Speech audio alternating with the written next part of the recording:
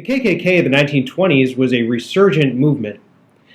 The KKK of the Reconstruction era largely went away after Reconstruction ended. Now, the lynching and the racism of the era was still present, but the KKK organization had largely fallen out.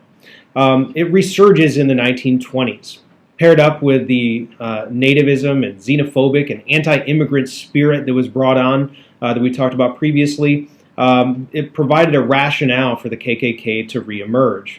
In 1915, a movie that won all the Oscars that year, by the way, called The Birth of a Nation, had already planted these seeds, and the KKK was painted in this movie as a positive force, that it was the heroes and protectors of the South after the Civil War. And it intensified the racism against African Americans. So African Americans are already on the KKK's watch list. When you partner this with the Red Scare of 1919 and the Palmer raids, now you can add radicals like anarchists, socialists, and communists. You can also add Catholics in there, which were seen as un-American and that they would be loyal to the Pope in Italy and not the American president. And really any other immigrant that would fall into this category. So you have the African Americans, radicals, Catholics, and immigrants that are also on these watch lists. The KKK saw itself as a moral regulator as well, that they were the good guys and that their way of life was best. So they don't like people that are going to break laws. So they also target bootleggers, gamblers, and any other people that they saw as un-American. Now, the rise of the KKK is helped out by mass media. We have all these new media tools, and they used advertising to promote membership.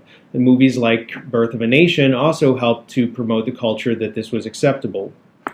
So we now have an organization that during Reconstruction was mainly the Southerners against the North. Now it's a national organization. Small towns and cities through the Midwest and the North all have branches of the KKK at this time. And their tools that they use to promote their message are cross burnings, public beatings, and even lynchings. Now, the KKK falls apart towards the end of the 1920s because they saw themselves as moral regulators, but their leadership was participating in these massive drunken orgies. And the common KKK member said that this is the stuff that we don't really care for, and our membership dues are going to support those actions. So the KKK does end by the end of the 1920s again, only to reemerge in the 1950s and 60s.